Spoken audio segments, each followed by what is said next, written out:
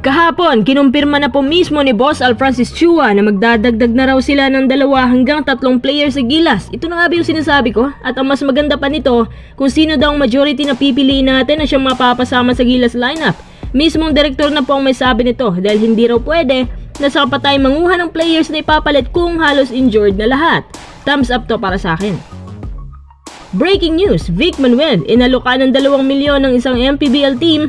Ayon kay Snow Badua, kaya pala recently, ganadong-ganado si Manuel na maglaro sa Terra Firma.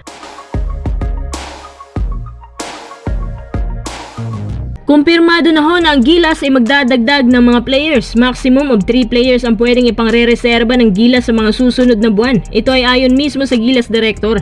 Kagabi din, nagkaroon ng pagpupulo ang Gilas tungkol sa pagdadagdag ng mga players dahil bigla niyang naisip na hindi naman pwedeng malulumpo na lang lahat saka pa sila magpapalit. Gaya raw ngayon, kawawa naman ang ibang players kasi pagkatapos ng tournament na yon marami pala injured. Kaya naman para sa akin isang malaking thumbs up talaga ang planong yan. Yan rin po ang matagal ko nang sinasabi sa inyo nung nakaraang taon pa. Nagkaroon nga ng usap-usapan sa pagdadagdag ng players pero ngayon lang sinapubliko.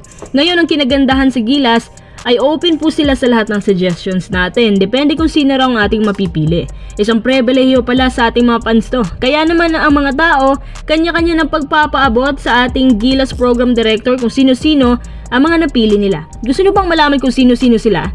Base sa mga request, ang pinakaunang dinagdag si RJ Abarientos. Siya raw magiging opisyal ng parte ng Gilas lineup bilang isang permanenteng miyembro. Syempre si RJ pa ba? Galing Hinebra na nga yan. Imposibleng hindi mapabilang yan. Tsaka sa debut game pa lang, subok na parang LA talagang playmaking at shooting niya. Isa pa sa biggest factor, pamilyar na rin siya sa cone system na pinapatakbo ngayon sa Gilas. Meaning, mas lalong gagandang chemistry kahit sabihin natin na injured si Scotty dahil kabisado rin niya ang pagtitimon na may high level of IQ pagdating sa assist. Pangalawa, Renz Abando. Sinabi ko na sa inyo nung nakaraang linggo pa, si Renz kasi subok na yan sa international level. High flyer, sobrang hype ng athleticism. Ito yung mga tipo ni Coach Tim. Magaling sa steals, blocks, all in all magaling dumipensa, may tira sa labas at loob. Versatile sa lahat ng espeto.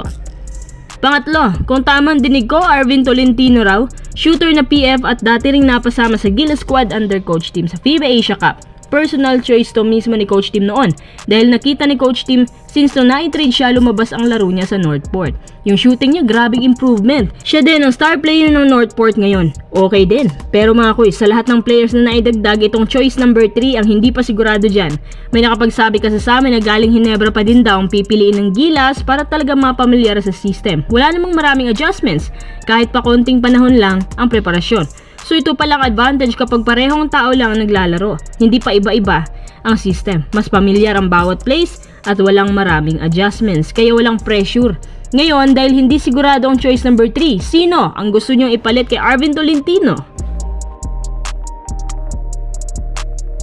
Breaking news, Vic Manuel mukhang hindi na magtatagal sa PBA dahil sa umano'y 2 milyon na offer ng isang team mula sa MPBL. Abay kaya pala ganado si Manuel maglaro sa kanyang debut game sa Terra Firma. Sinabi pa niya sa kanyang social media account na simula na raw ang bakbakan. Tutulungan daw niya ang Terra Firma. Para sa akin tamang reaksyon talagang pinakita niya. Dapat pa nga na magpasalamat siya sa SMB. Bakit? Nang dahil sa trade na yan, mabibigyan na ulit si Manuel ng mahabang playing time. Hindi na siya mababangko. At dahil mahaba-haba ang kanyang playing time, ibig sabihin mas may showcase pang lalo ang kanyang talento at hahaba ang kanyang exposure. Pwede niya ipakita sa isang MPBL team na to na magiging worth it kapag kinuha siya.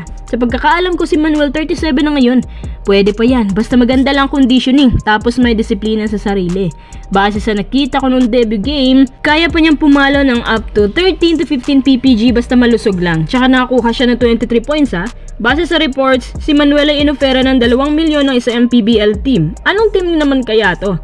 Pangasinan Heatwaves daw at dapat umano na kumagat agad si Manuel dahil ang coach na malapit sa kanya ay malapit na masibak. Kapag nasibak na nga baka hindi matuloy at magiging patibong na lang ang offer na yan. Ang tanong, dapat na bang kumagat si Manuel or wag muna?